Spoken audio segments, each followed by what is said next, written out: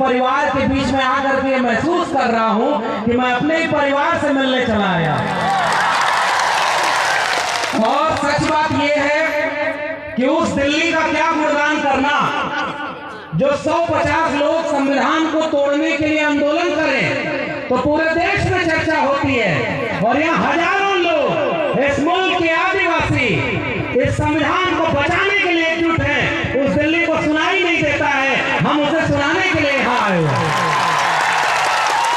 और मैं सबसे पहले आप सभी लोगों की इस एकता को, आपकी लड़ाई को सलाम करता हूं। और ये लड़ाई तो कोई आज की नहीं है। हम लोगों को तो पढ़ने लिखने का मौका मिला तो हम लोग भी गलत इतिहास पढ़ते थे। जब भी यहाँ लोग बता रहे थे कि जहां हम खड़े हैं ये बेड़का जगह है और इसे बदल करके कैसे बेड़ेश्वर धाम किया गया है और वहां नए नए मंदिर बन गए हैं, ये गलत कर दिया। हमारे इतिहास पर अपना इतिहास आरोपित कर दिया। और हमारे लोग कह रहे थे कि हम इसे उनके नाम से नहीं बुलाएंगे, हम इन्हें अपने नाम से बुलाएंगे कि ये आज भी इस देश के मूल निवासियों की जमीन बेड़का है और हम अपना इतिहास लेकर के उस इतिहास को गलत साबित करेंगे।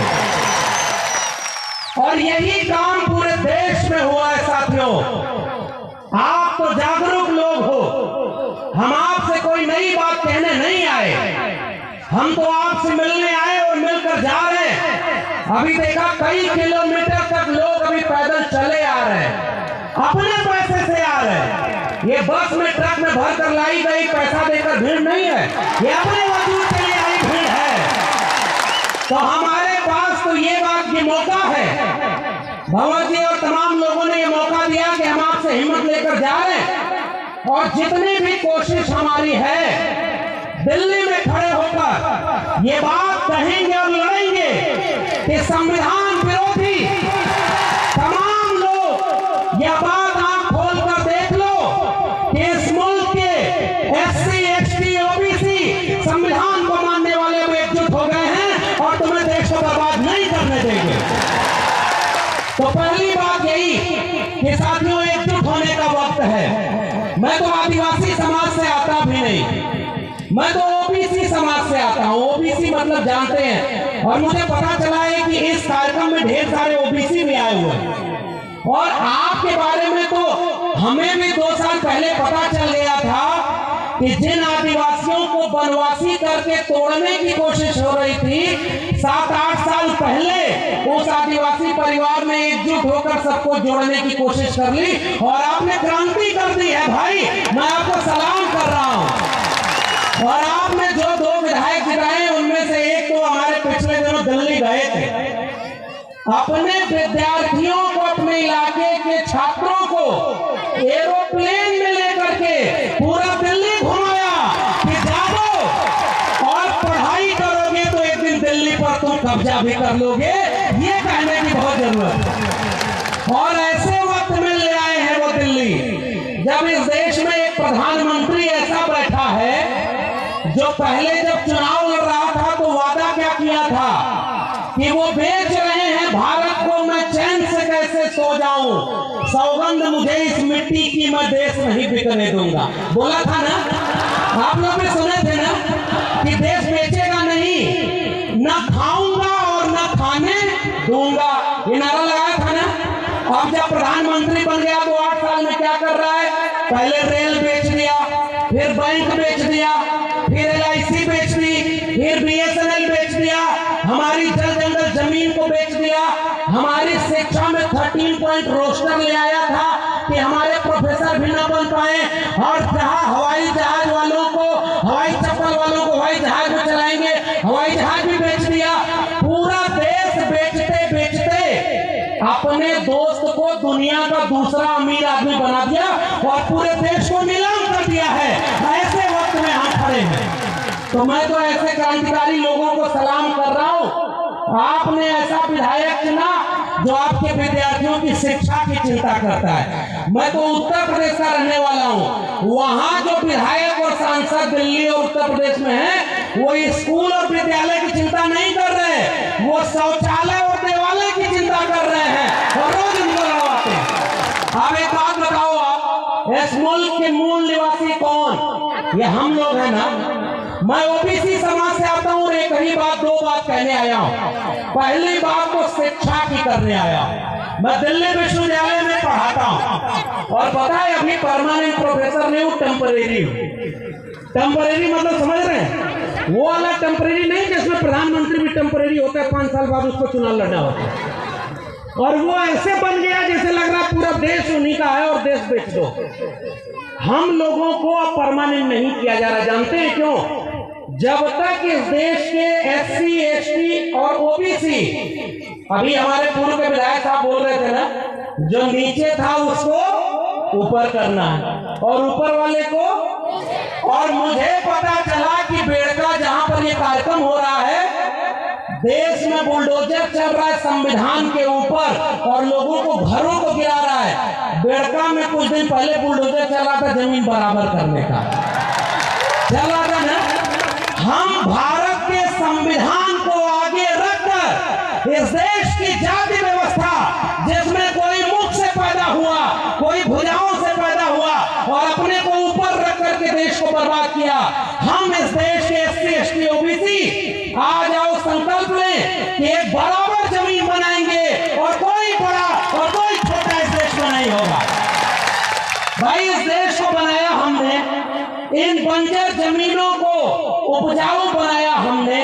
और हमारे पुरखों की तो तस्वीर लगी है साहब, बाबा साहब डॉक्टर अंबेडकर और बिरसा मुंडा, टंटिया मामा, जयपाल सिंह मुंडा, सिद्धू कानू, तिलका मांझी, अगर ये न होते तो ये देश ऐसा कभी नहीं बनता। ये बात मैं आपसे कहने आया हूं कि हमारे पुरखों ने ये लड़ाई लड़ी। और मैं पहली ही अपील आपसे कर रहा हूं साथियों, बहुत सारे लोग बोलने को हैं। इस देश के सबसे पुराने इलाकों में से एक, सबसे पुराने बाशिंदे आप हैं ना, और आपने इस मुल्क को बनाया है ना। तो एक बात बताइए, आपके बच्चों के भविष्य को अगर कोई बर्बाद कर रहा है तो आप उसे बर्बाद होते देखेंगे क्या? क्या अपने बच्चों के भविष्य को बर्बाद करने देंगे क्या? अरे भाई इस देश में जिनको आपने बड़े बड़े नेता बनाया, वो रोज मंदिर, मस्जिद, हिंदुस्तान, पाकिस्तान और हिंदू मुस्लिम में पूरे देश में दंगा करवा रहे हैं। और हमारे बच्चों की स्कूल, विश्वविद्यालय सब निजी हाथों में बेच दिया ताकि हमारे आपके घरों के बच्चे न पढ़ पाए। इसलिए इस देश के मूल निवासी भाइयों, मैं आपसे एक अपील, एक गुजारिश करने आया हूं। भूखे रहना, प्यासे रहना, एक कपड़ा कम पहनना, आप घर में एक रोटी कम बनाना, लेकिन हाथ उठाकर बताओ आप अपने बच्चों को पढ़ाओगे कि नहीं पढ़ाओगे? स्कूल भेजोगे कि नहीं भेजोगे? आप सब कुछ सह लेना लेकिन अपने बच्चों को स्कूल भेजना। बाबा साहब डॉक्टर अंबेडकर ने एक बात कही थी, जिस दिन इस देश में मंदिर जाने वाली भीड़ स्कूल जाने लगेगी, उस दिन इस देश में क्रांति हो जाएगी और इस देश को कोई गुलाम नहीं बना पाएगा।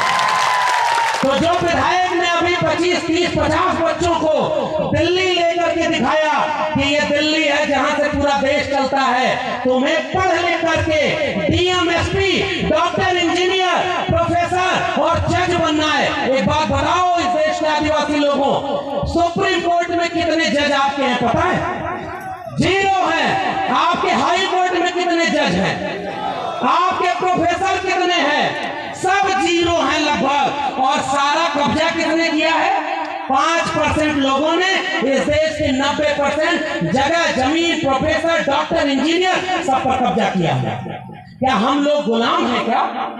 हमारे पुरखों ने लड़ाई लड़के इस मुल्क की मिट्टी को बचाया है ना। मुझे याद आता है बिरसा मुंडा का वो गुलाम, जब उन्होंने कहा था कि हमारी जल जंगल जमीन पर हमारा हक है और जितने बाहर से आए हैं, चाहे वो अंग्रेज हो, चाहे वो यहाँ के सामंती जमींदार हो, वो सब दिक्कू हैं और इस दिक्कू के खिलाफ हम गुलाम करते हैं और अपने मूल निवासियों के हक के लिए लड़ेंगे। बिरसा मुंडा ने क्या इसीलिए लड़ाई लड़ी थी कि आज 75 साल बाद इस मुल्क के सुप्रीम कोर्ट में आपके जज ही ना हो? आप, मैं दिल्ली विश्वविद्यालय से आया हूं भाई, और आपसे कहने आया हूं कि आपके प्रोफेसर वहां नहीं है। 92 कॉलेज दिल्ली यूनिवर्सिटी के हैं, उसमें से एक भी कॉलेज का प्रिंसिपल कोई आदिवासी नहीं है। ये किसका देश है भाई? न जज हमारे, न वकील हमारे, न डॉक्टर हमारे, न इंजीनियर हमारे, और रोज ये कहते हैं हिंदू मुस्लिम के खिलाफ लड़ाने के लिए। अरे हमारे पुरखों को जब मौका मिला, सिद्धू कान्हू तिलका मांझी को, बिरसा मुंडा जयपाल मुंडा को, अंग्रेजों के खिलाफ भी बगावत की थी। आज वो लोग शासन कर रहे हैं जो अंग्रेजों से माफी मांगते थे। पहचाने कि नहीं? अंग्रेजों से माफी मांगते थे ना। अंग्रेजों से जो राजा महाराजाओं के इतिहास पढ़ा जाता है, और हमारे यहाँ खड़ी गम्मो कहते हैं, मूंछ पर राजस्थान को ताव देते हुए कहते हैं कि राजपूताना शान है। अरे भाई, तुम्हारी तलवार को जंग लग गया था क्या जब इस देश को सब गुलाम बना रहे थे? और आज तुम झूठा इतिहास पढ़ाते हो केवल राजपूताना राकेशवाद का। अगर इस देश के मूल निवासी न होते तो ये भारत हमेशा गुलाम बना रहता। हमने लड़ करके इस मुल्क को आजाद बनाया, और इसलिए मैं आपसे केवल गुजारिश कर रहा हूं, एक तो ये बात मान कर चलो। आप बताओ, आपके सरकारी स्कूल बर्बाद हो गए कि बचे? बर्बाद हो गए कि नहीं? आपके सरकारी स्कूल में मास्टर जितने होने चाहिए उतने हैं क्या? वहां बिल्डिंग है क्या?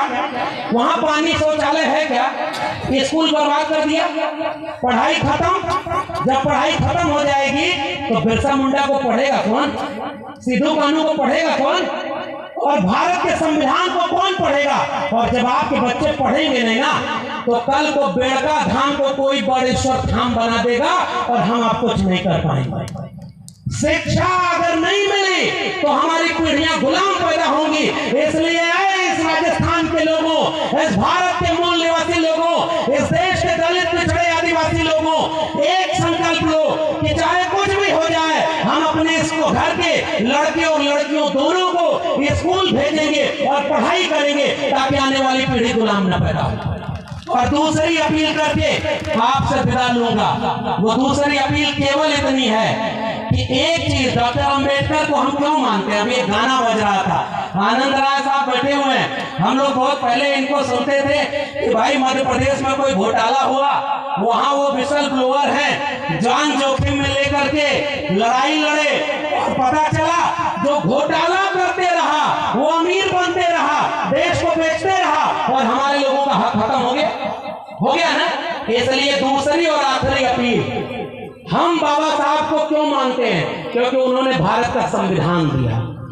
बिरसा मुंडा के बाद अगर हम सबसे ज्यादा पढ़ने लिखने वाले, मैं तो ओबीसी समाज से आता हूं, लेकिन मैं तो सीना ठोक के कहता हूं, अगर बिरसा मुंडा और जयपाल सिंह मुंडा न होते, संविधान सभा में जयपाल सिंह मुंडा खड़े होकर न बोले होते कि हम सैंडो घाटी सभ्यता के वारिस हैं, हम इस देश के मूल निवासी हैं और इसकी जल जंगल जमीन पर पहला हक हमारा है, तब ये भारत न बनता।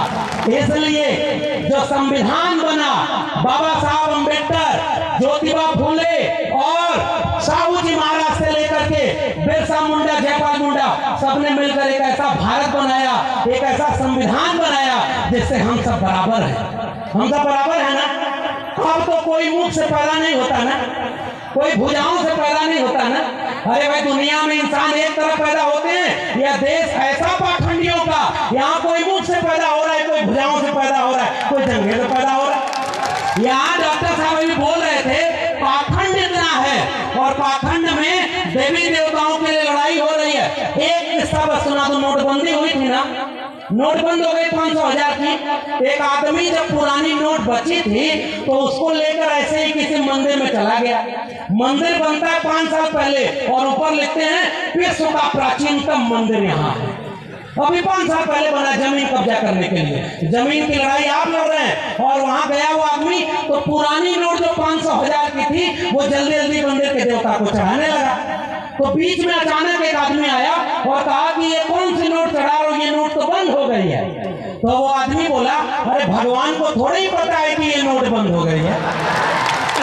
और वो आदमी गुस्से में फिर खड़ा होकर बोला, भगवान थोड़े ही ये नोट लेते हैं, जो नोट लेता है उसको पता है कि ये नोट बंद हो गए, इसलिए नोट को नहीं चढ़ा। इसका मतलब देवी देवता के नाम पर पाखंड फैलाने वालों ने आपके भगवान जो जो पता नहीं किसके भगवान है, उनके और आपके बीच में एक बिजनेसमैन को बैठा दिया कि नहीं, जो नोट ले रहा है कि नहीं। अगर नोट नहीं मिलेगी तो बिजनेस चौपट हो जाएगा ना। उनका तो बिजनेस, हमारे ज्योतिबा फूले ने किताब लिखी गुलामगिरी। उन्होंने कहा कि जैसे बाल बनाना नाई का धर्म नहीं धंधा है, जैसे लकड़ी का काम करना कुम्हार लोहार का बढ़ई का धर्म नहीं धंधा है, लोहे का काम करना लोहार का धर्म नहीं धंधा है, वैसे ही मंदिर में बैठ के पूजा पाठ कराना और दान के पेट पर भरना उस पुजारी का धर्म नहीं धंधा है। इसलिए वो अपना धंधा कर रहा है, हमारा धंधा चौपट है। आज यह आखिरी अपील है आदिवासी परिवार के लोगों, आपसे हमें हिम्मत मिली है। दिल्ली वाले आपको नहीं दिखाएंगे, लेकिन मैं आपसे एक भरोसा कर रहा हूँ, मैं लौट कर दिल्ली जब जाऊंगा तो दिल्ली के मीडिया वालों से पूछूंगा और अपने सोशल मीडिया प्लेटफॉर्म से ये बात लोगों के सामने रखूंगा कि भारत की राजधानी दिल्ली में 10 लोग भारत का संविधान जलाए, उन पर मीडिया चर्चा की। ये हजारों लोग भारत का संविधान बचाने के लिए आए हैं, तुम्हारी मीडिया में क्यों इसकी खबर नहीं है? ये मैं सवाल पूछूंगा उनसे। और दूसरा सवाल करूंगा, जो भारत के संविधान को जलाया, जो देश में मुसलमानों के खिलाफ दंगा करवा रहा है, मंदिर मस्जिद में लड़वा रहा है, वो जेल में नहीं है। और हमें पता चल रहा है राजस्थान, मध्य प्रदेश, उत्तर प्रदेश, जहां जो दलित पिछड़े आदिवासी अपने हक के लिए लड़ता है, उसको फर्जी मुकदमे में जेल में डाल रहे हैं। क्या ये भारत के संविधान की हत्या है कि नहीं है? जोर से बोलिए, भारत के संविधान की हत्या है कि नहीं? क्या भारत के संविधान को खत्म किया जा रहा है कि नहीं? क्या भारत के संविधान को खत्म होने के बाद हमारा कोई हक बचेगा? जोर से बोलिए। भारत का संविधान नहीं रहेगा तो हम रहेंगे क्या? संविधान खत्म हो गया तो क्या हम रहेंगे क्या? अगर SC ST OBC आपस में लड़ते रहे तो क्या संविधान बचा पाएंगे क्या? इसलिए आदिवासी परिवार के लोगों, देखो चुनाव तो आपको मैं कुछ कहूंगा नहीं। आपने 2 विधायक ऐसे चुन दिए हैं, एक कह रहा है बराबर करना है और दूसरा अपने बच्चों को पढ़ाने के लिए दिल्ली ले जा रहा है। अब मुझे और नहीं कहना है, लेकिन इतनी गुजारिश करूंगा, अगली बार चुनाव आए तो ऐसे विधायकों से विधानसभा भर देना जो आपके बच्चों का भविष्य बनाए। आपको गुलाम मत चुनिएगा। बाबा साहब से लेकर फूले साहब से लेकर इस देश के दलित पिछड़े आदिवासियों ने गुलाम चुना है, इसलिए वो हमारे बच्चों के लिए लड़ नहीं पाते।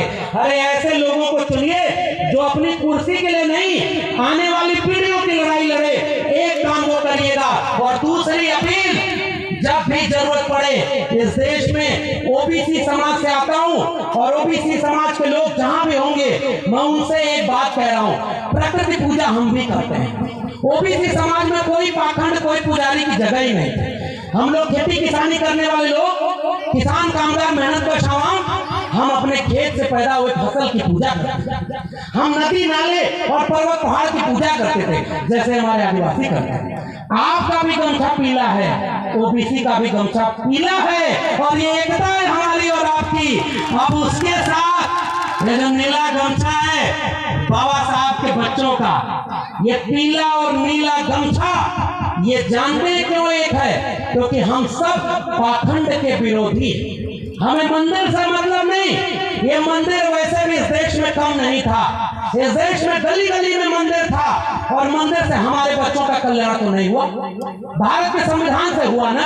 मैं प्रोफेसर बना तो किसी मंदिर से नहीं। अगर इलाहाबाद विश्वविद्यालय और दिल्ली विश्वविद्यालय न जा पाता तो आज आपके बीच में प्रोफेसर बनकर आंख में आंख डालकर जालिमों से ललकार कर कहने नहीं आता कि तुम जालिम हो और हम तुम्हारे खिलाफ खड़े। इसलिए वो जो संविधान हमें हक दिया है और हमारी एकता, हम OBC समाज में कौन लोग आते हैं? जो किसान कामगार मेहनत करते हैं। और आदिवासी कौन लोग हैं? जिन्होंने इस प्रकृति को बचाया है। अगर इस देश में आदिवासी न होता दुनिया में, तो ये कब की दुनिया तबाह होगी और जल जंगल जमीन कभी बचता नहीं। अगर जल जंगल जमीन बची है तो आदिवासियों के लिए बची है, आदिवासियों ने उसे बचाया है। एक बात कहूंगा राजस्थान के लोगों, भारत का नक्शा कभी उठाइए, 3 नक्शा लीजिए। पहले नक्शे में भारत का भूगोल बनाइए,